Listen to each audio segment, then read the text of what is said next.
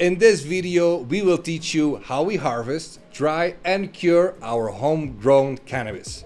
Because harvesting cannabis is more than just chopping down some plants. No sir, it's the result of months of hard work. Planting, watering and caring for the ladies, it's a result of pure patience and of course, passion.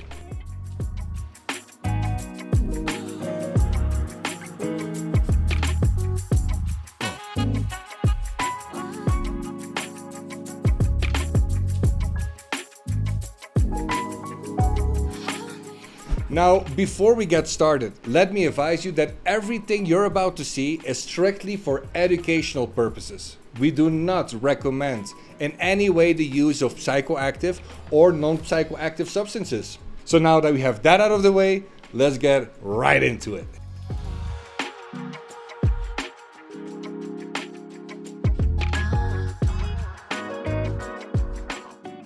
The first step is knowing when to harvest. Timing is everything.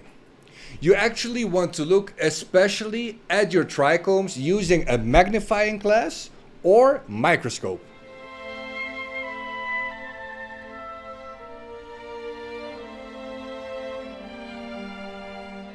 Clear trichomes mean it's too early.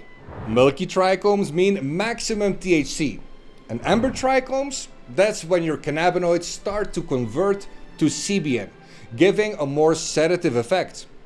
The clear trichomes, in contrary, will give you a much more active high. So decide what experience you want and harvest accordingly.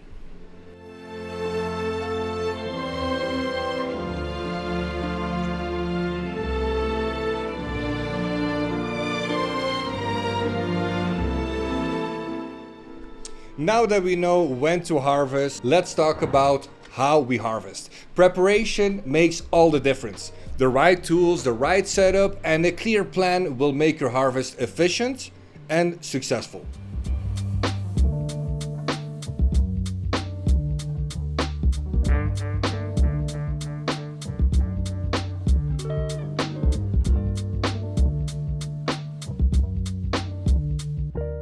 You'll need sharp pruning scissors.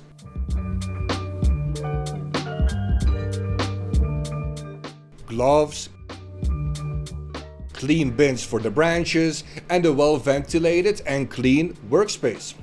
Also, why don't you let the plants dry out a bit the last 24 hours before harvest time?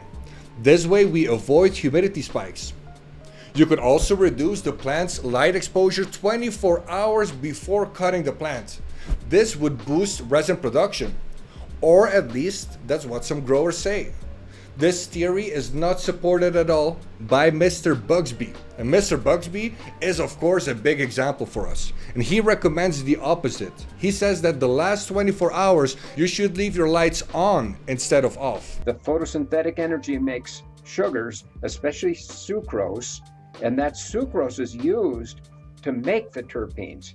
So my recommendation to growers, and this is based on principles and what I think are best practices, keep the lights on.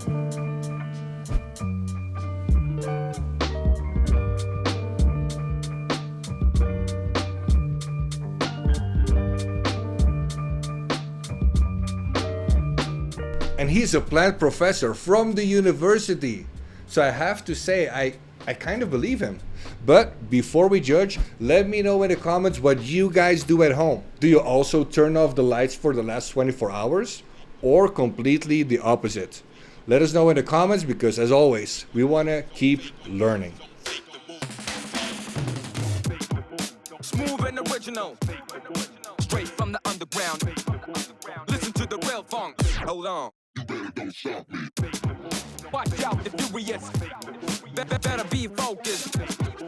Listen to the real funk. And it goes a little something like this. Harvesting is as much about skill as it is about care. Handle your plants gently to preserve trichomes and prevent contamination. So when you hang up your plants, make sure that the plants don't touch other plants to preserve the full quality of your flowers. And of course, if you have any pets, keep them away from the harvest zone if you don't want to smoke dog or cat hair. So start by removing larger fan leaves. Then cut each branch or the entire plant. Smooth and original. Straight from the underground. Here we grow small to medium-sized plants, so we usually keep them as they are or we chop them into 2 or 3 pieces depending on our drying setup. Keep the workspace clean and organized. We hang these plants with the flowers down in a dark and cool room. The room has no ventilator. I repeat, no ventilation at all. Only if I would hang this room full with flowers, full with plants, then maybe I would use a ventilator. But in this case, I do not use a ventilator. What we do use is a dehumidifier, and actually a good one. This dehumidifier can extract up to 50 pints a day. The first 3 days, I programmed the dehumidifier at 60%. After that, I put the dehumidifier on 65%. I leave the plants there hanging for about 10 to 14 days, depending on the size of the buds.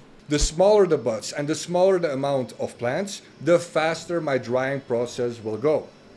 The goal always is to dry nice and slow with low temperatures. And the colder, the better. Oh, and one more tip for drying plants is label them.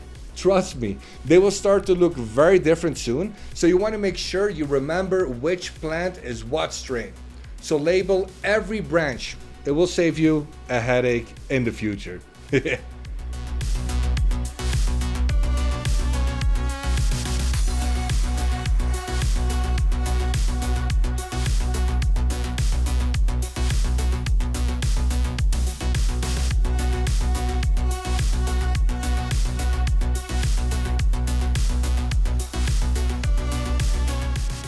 Drying is where your cannabis begins to take on its final character. It's essential to control the environment. Ideal drying conditions are between 50 and 65 degrees Fahrenheit. And we usually maintain between 55 and 62% of relative humidity.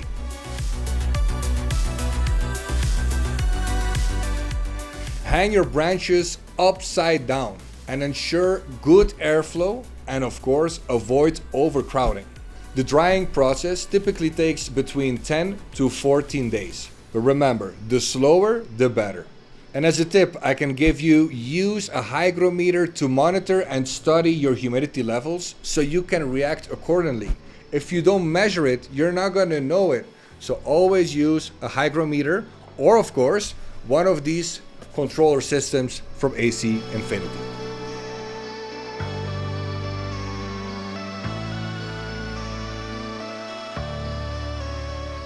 Now the curing process.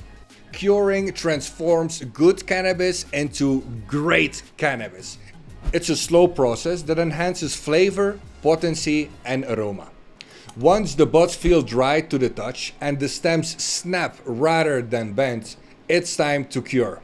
Trim the buds and store them in airtight glass or metal jars. Open the jars daily for 10 minutes the first 2 weeks to release moisture and exchange fresh air.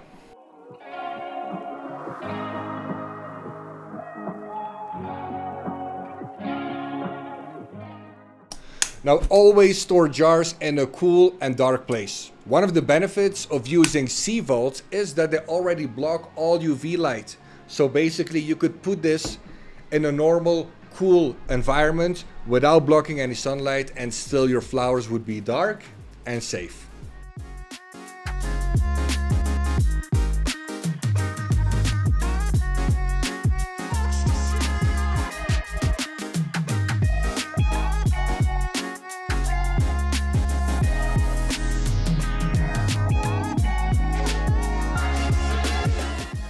Avoiding mistakes is just as important as following best practices. Don't rush the drying process because this could trap moisture and lead to mold. Avoid overhandling the buds, don't touch them too much to preserve the trichomes. And most importantly, don't skip curing because it's there where the magic really happens.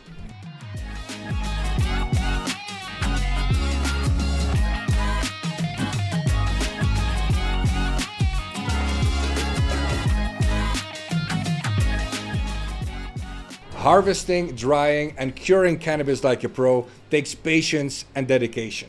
But the reward is worth it.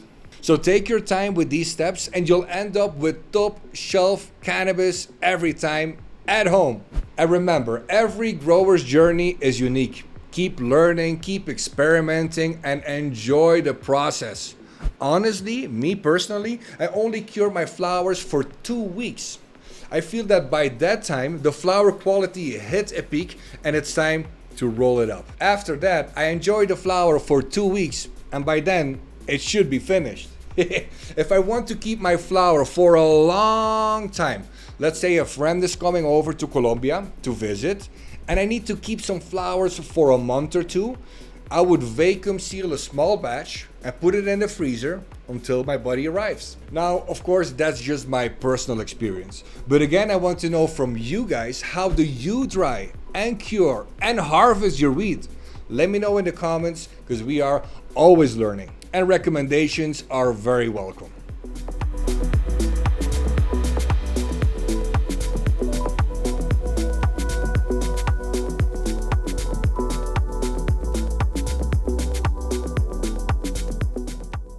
Now, if you found this video helpful, make sure to like, comment, and subscribe to Q's Garden for more epic cannabis growing content. Thank you so much for being here and see you next time.